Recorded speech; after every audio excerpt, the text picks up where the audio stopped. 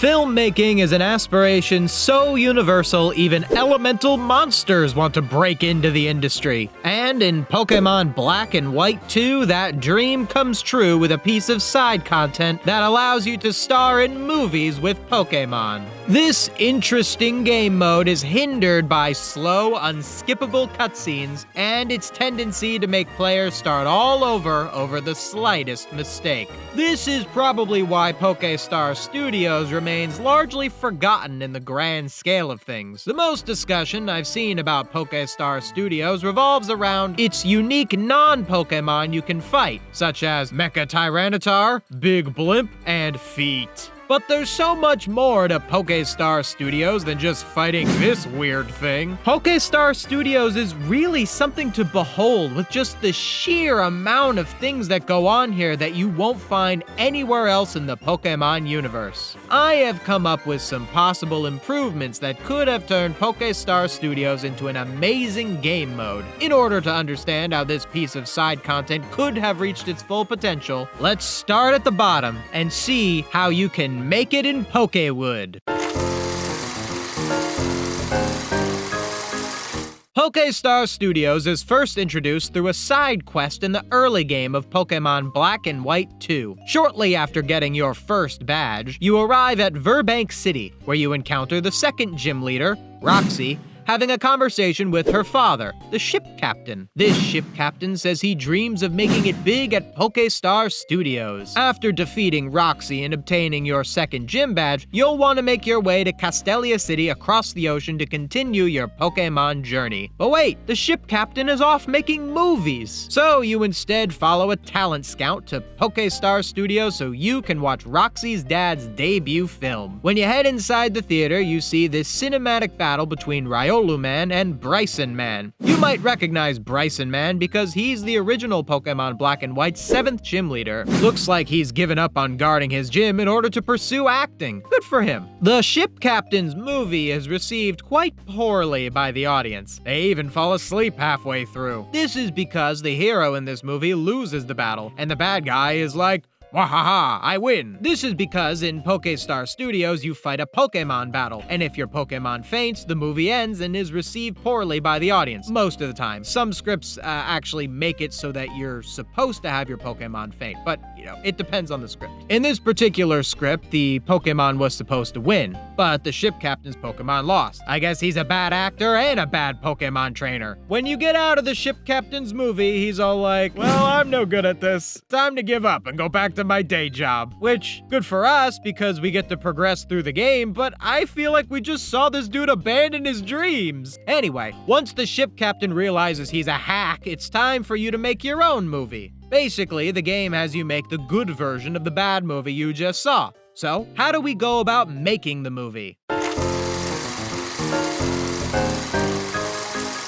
Filming a movie in Pokéstar Studios is much like participating in a Pokémon battle. Most of the time, you don't use your own Pokémon, and instead use rental Pokémon. Eventually, you can make your own Pokémon a star, but more on that later. When you enter the green screen battlefield, you're encouraged to take a look at your script, which is located in the scenario section on the menu. The scenario provides information about the battle, including your opponent's full team and moves, and a script giving you hints on what to do. It doesn't specifically say what attacks to use, instead telling you to use a super effective move on your opponent. If you're new to the franchise, this could help new players learn type matchups. The tutorial movie is quite simple. The battle should take 2 turns, which are called scenes here, where you take out each of Bryson Man's Pokémon in one shot with each of the super effective moves provided to you. At one point, a dialogue option is presented to you when you are threatened by your foe. Your response options are, "Bring it on," and "I'm scared." The tutorial dialogue is made intentionally obvious, but later on it will become more difficult to know which dialogue option is right for your particular film. So those are the main things you do in Pokéstar Studios. Battle and choose dialogue options. It doesn't seem like a lot with this first little battle, but is there more to this when we move on to more advanced films? After the tutorial, the films get more complicated. While the more advanced films try to make the battles more interesting, in practice they only serve to make the battles take longer and become more tedious. All of these movies just boil down to follow the script and use certain attacks at the right time. You don't make your own unique choices, you don't come up with a unique strategy, it's nothing more than a glorified cutscene that you have to watch twice. Once in green screen mode and once with the special effects added. Remember all the cool special Pokemon I mentioned earlier? Well, they only look like that in the second cutscene, where you are just watching the Pokemon do what you already commanded them to do. When you actually feel like you're in battle, the opponent is just a green slab. Get used to fighting these. There's a lot of them. There's a little bit of novelty in seeing what you just filmed become fully realized with all the special effects, especially when one of the Pokéstar exclusive Pokemon appear. It's exciting. It kind of gives the feeling like you made a real movie and now you're seeing the final product. But it's just not enough. Oh yeah, that reminds me. The movie is an unskippable cutscene. You have to watch the whole thing in order to see how well you did. Pokemon games don't have the most compelling writing in the world, and Pokéstar Studios was clearly a little bit of an afterthought by the game writing team. Pokemon Black and White and Black and White 2 are considered the best in the series writing-wise, but when people talk about that, they are more so talking about the actual game story. The reason I feel connected to the characters of these games is that they exist within an overall story that I'm playing through. These Pokéstar Studio movie scripts are disconnected from that story. They don't matter outside of the few minutes they exist on screen, and even when they are on screen, they're fine. The movies themselves follow pretty simple tropes like stop action monster or scary ghost. You've seen one, you've seen them all. The only movies I really enjoyed writing-wise were the romance movies that told a love story through a Pokemon battle. My favorite was this scenario where a Smeargle is annoyed at its trainer for purposefully losing the battle because she thinks her opponent is cute. The most frustrating part of Pokéstar Studios are the things out of your control that make you start over. One such example of this is the botched execution of the dialogue options. You'd think that adding these dialogue options would allow you to shape the narrative, but when the dialogue is presented to you, there is a right and wrong answer. The director will hint to you that you chose the wrong dialogue options with remarks like, "What was that?" and "That line is like toast without jam," which is the most passive-aggressive shit I've ever heard. If you choose the wrong dialogue option, you might as well just start the entire movie over and choose the right one. This either becomes a game of just looking up the right answer or straight up trial and error. And if you don't pick the correct one and hear that director go, I don't like that, you have to restart and go through all the dialogue and battle up to that point again. That is, unless you want to release a box office bomb. If your movie bombs at the box office, you can always film it again and re-release it. Imagine if Hollywood actually worked that way. Like, oh no, your movie didn't turn out, well, why don't you try again? There's one other thing that can ruin your movies: RNG. Pokéstar Studios curbs some RNG by removing the standard damage rolls, so it's easier to calculate the potential damage your Pokemon do. However, there are chances for stuff like critical hits and added effects like confusion and paralysis. This is annoying because you can lose the movie based on luck alone. While it is true you can also lose a regular battle through luck alone, a skilled trainer can design their team to play around things like critical hits and added effects. Pokéstar Studios, for the most part, has you use rental Pokemon, so you can't play around these unexpected events by planning ahead. For example, this shoot right here was against this green screen thingy that knew Spark, and it paralyzed me through pure luck. I was supposed to knock it out next turn, but the speed reduction from paralysis caused my opponent to attack first and knock me out. So I had to play the entire battle all over again, hoping that it wouldn't happen again. Only for that exact thing to happen again. Hollywood is eating me alive. There is one aspect of Pokéstar Studios that does shake up the gameplay: the potential for strange endings. Usually, if you go off script, it just results in a failed movie. But sometimes if you go off script in the correct way, you get a strange ending, which surprises the audience and subverts their expectations. Most of these strange endings involve either letting the turns run out without knocking out your opponent when you were supposed to knock them out, or to knock out your opponent when you aren't supposed to knock them out. I criticized the writing of these movies earlier, but the strange endings do offer some pretty good writing just because they're so wacky. One strange ending I got involved a movie where my character uses a clang to fight a simulated alien ship built by a scientist to help fight against real aliens. In the scenario, you're supposed to use lock-on and then zap cannon to practice. However, Clang also has the attack Gear Grind. If you use that attack to end the battle, in the actual movie, the dialogue mentions that you destroyed the scientist's creation, and now she's going to make you pay for it. There are also hidden scenes that come from using certain moves at certain times. You'll have to bring your own Pokemon with the specific move in order to get the hidden scene. I don't know how you would ever know about these without using something like Bulbapedia. Maybe there are hints somewhere? Or you're supposed to just know? So that's how you make movies using the basic mechanics and rental Pokemon. But what if I want my own Pokemon to be a star?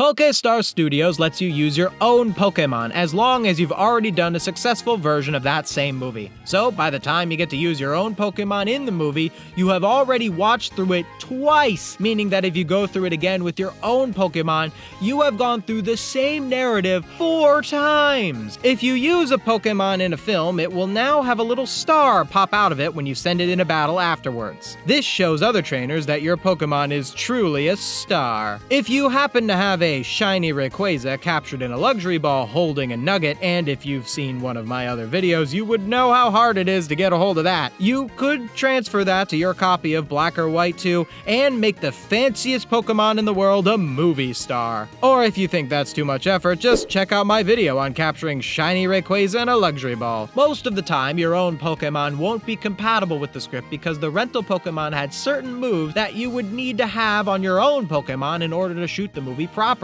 Your Pokemon will also probably be extremely overleveled and knock out the opponent too fast. The whole appeal of Pokéstar Studios, being putting your own Pokemon on the big screen, just falls flat. The problem with rental Pokemon is that you feel no connection to them because they're not your Pokemon. One of the strongest aspects of the Pokemon franchise is the personal connection that the player is made to feel with their virtual monsters. What makes a good piece of side content in Pokemon is how it further nurtures your relationship with your Pokemon. Pokemon contests, the Pokéathlon, the bug-catching contest, and of course the Battle Frontier all require the player to use their Pokemon differently than they do in the regular game, which gives us a new way to interact with our Pokemon and with the game itself. The only exception I can think of to this is the Battle Factory, which relies entirely on rental Pokemon. However, the Battle Factory succeeds because it steers into using rental Pokemon as its main gimmick, while Pokéstar Studios seems to use rental Pokemon because it kinda doesn't know how to make itself work without them. So how do we fix this rental Pokemon problem?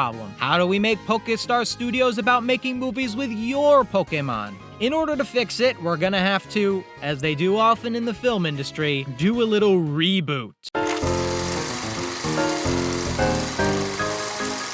The Pokéstar Studios reboot is my idea for how Pokéstar Studios could have been improved if it were implemented again in the franchise. The first major change in the reboot: no more rental Pokémon. All the Pokéstar Studios Pokémon have to be captured by you, the trainer, and made to work within the possible movies you make. The game would require you to use certain Pokémon for certain movies. For example, the Giant Monster film uses Tyranitar and Slowbro in order to craft a narrative where a super strong kaiju-like Pokemon faces off against a defensive Pokemon with good healing capabilities. The objective of the film is to stall out Tyranitar's attacks for 4 turns. If this film were done with my system of using your own Pokemon, you would be required to bring a kaiju Pokemon of your own. Not only would Tyranitar be eligible, but Pokemon like Gyarados and Hydreigon would be as well. For the other slot, you can bring any Pokemon, but the gameplay encourages you to bring something defensive, because if this Pokemon faints,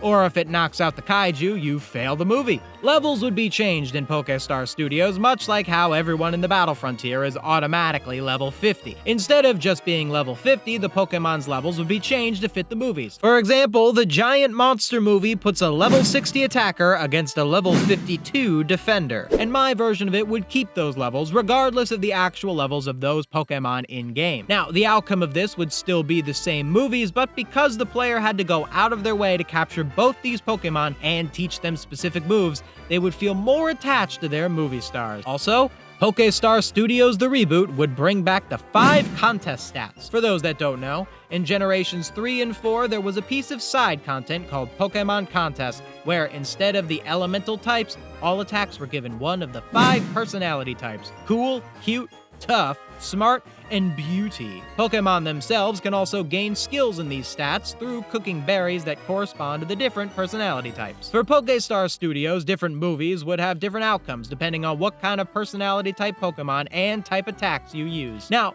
one issue that may come with this is that the battles take into account the elemental type of the move, such as fire or water, in order to damage the opponent. Pokemon Contest ignored the elemental types entirely to focus on the personality types. If personality types were added to Pokéstar Studios, the player would have to keep track of both the elemental type and the personality type of each attack, which could get confusing. So, would adding personality types in tandem with elemental types be too much for a piece of side content? Unfortunately, I think it would be. But what if it weren't just a piece of side content? What if Pokéstar Studios came back as its own game? That's right. If there are any execs from Game Freak watching my channel, think of this as my pitch for Pokéstar Studios, the game. In the full game, you would transfer Pokemon from your main games into Pokéstar Studios to star in movies. Since it's a full game, there would be so many movies to choose from, you probably will already have Pokemon that fit some of the scripts. In the age of social media, I think a game revolving around Pokéstar Studios would be perfect. It's a great way to bring Pokéstar Studios out from obscurity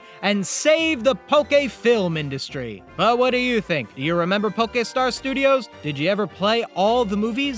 Let me know in the comments below. Hey, if you like this video about this piece of side content, maybe you'd like to hear about another piece of side content, the bug catching contest. Just click this video on the left. Or if you're into hearing about the Pokemon world itself, check out this video that talks about whether or not people eat Pokemon. Spoiler alert, they kinda do. They kinda do eat Pokemon. If you like what I do and want to see me do more of it, consider becoming a channel member or checking out my Patreon. Link in the description. Thank you so much for watching. See you next time.